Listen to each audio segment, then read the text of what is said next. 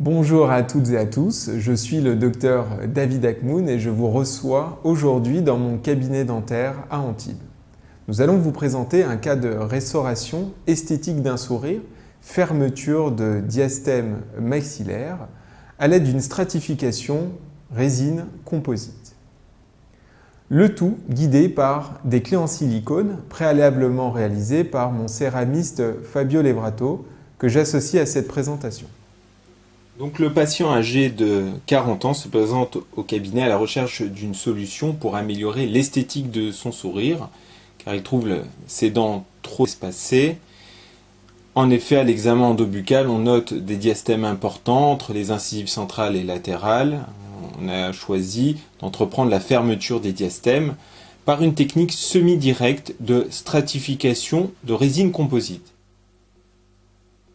Alors la première étape consiste à prendre une empreinte alginate, un modèle d'étude, et c'est sur ce modèle que le céramiste va réaliser un projet esthétique avec l'addition de cire, retravailler la ligne du sourire, harmoniser les dents, puis la confection de clés en silicone. Vous avez ici la clé en silicone palatin qui va être testée en bouche. On teste l'insertion passive de la clé transparente totale qui permet une polymérisation à travers la clé, et enfin la clé totale en silicone dur qui permet de projeter le projet esthétique. Les surfaces dentaires sont vaselinées, puis nous réalisons le mock-up à l'aide de la résine Téliose. On garnit cette clé en silicone et on entreprend une insertion à fond sur les surfaces dentaires et 3 minutes après, la prise du matériau. Nous pouvons visualiser le projet esthétique, réaliser les tests de phonation. Et une fois validé par le patient, alors nous entreprenons le choix de la teinte avec les teintiers en presse directe émail, dentine. Et l'on va confirmer le choix de la teinte de la résine composite en appliquant une masse dentine au niveau cervical, en l'occurrence de la dentine, et un émail au niveau du bord incisal.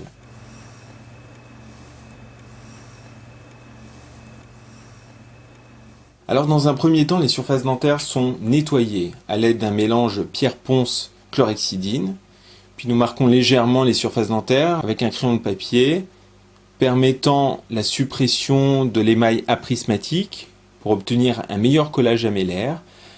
On insère également un fil de rétractation au niveau gingival pour mieux accéder aux limites cervicales. Ensuite, nous plaçons un champ opératoire qui va être ouvert au niveau antérieur pour un meilleur accès aux limites cervicales. C'est une bigue ouverte. Les surfaces dentaires sont ensuite nettoyées avec une micro-sableuse de bouche et de l'oxyde d'alumine 50 microns permettant d'obtenir des surfaces dentaires impeccables, prêtes à recevoir la résine composite. Puis commencent les phases d'adhésion avec un mordançage total de l'émail, 30 secondes avec l'acide orthophosphorique à 37%. Puis l'utilisation de l'adhésif Adhèse universel, adhésif amélodentinaire, qui est bien frotté sur l'émail pendant 20 secondes, séché. On obtient un film brillant, homogène, polymérisé. Puis l'application d'une masse émail, là nous stratifions la canine, masse émail qui est insérée dans la clé en silicone transparente qui est bien modelée au fond de la clé en silicone. L'insertion bien à fond, plaquée sur les surfaces dentaires adjacentes, et la polymérisation à travers la clé qui permet en une polymérisation d'avoir la forme finale de la canine. Même chose pour l'incisive centrale droite. Le mordançage, 30 secondes, l'etching.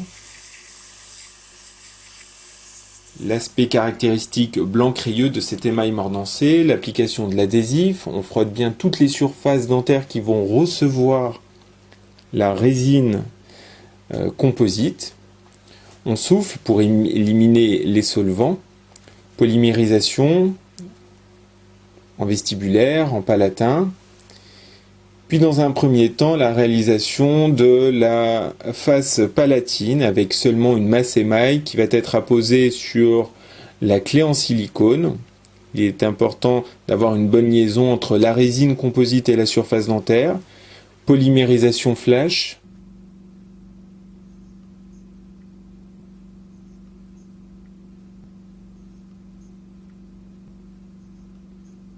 Puis stratification des arêtes proximales.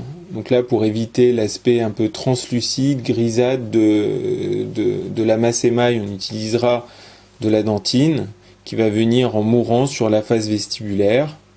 Il est préférable d'utiliser un seul incrément par rapport pour éviter l'inclusion de bulles d'air.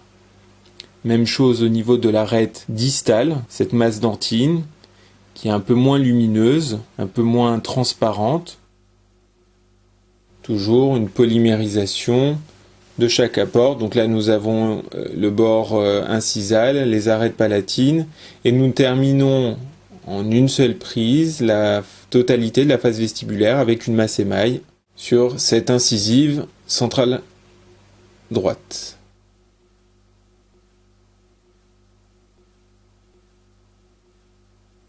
Toujours l'utilisation de cette clé transparente pour la stratification et la polymérisation des faces vestibulaires. Quelques petites finitions.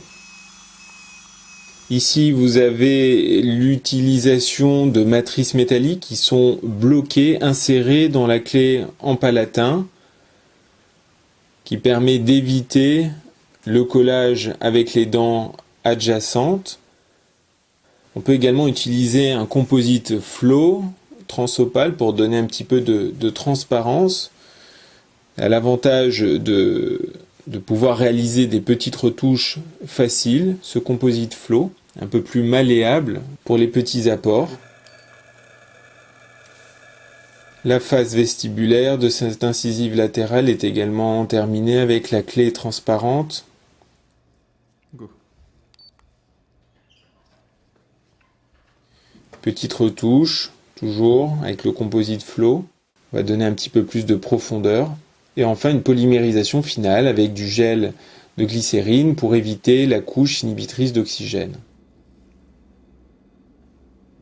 Vient ensuite l'étape de finition, sous spray abondant avec des fraises de granulométrie décroissantes, l'utilisation de pointes siliconées qui vont permettre d'arrondir les angles, et le brillantage final avec l'astrobroche. Voici le résultat final de cette restauration esthétique en composite, la fermeture de diastème, un traitement conservateur.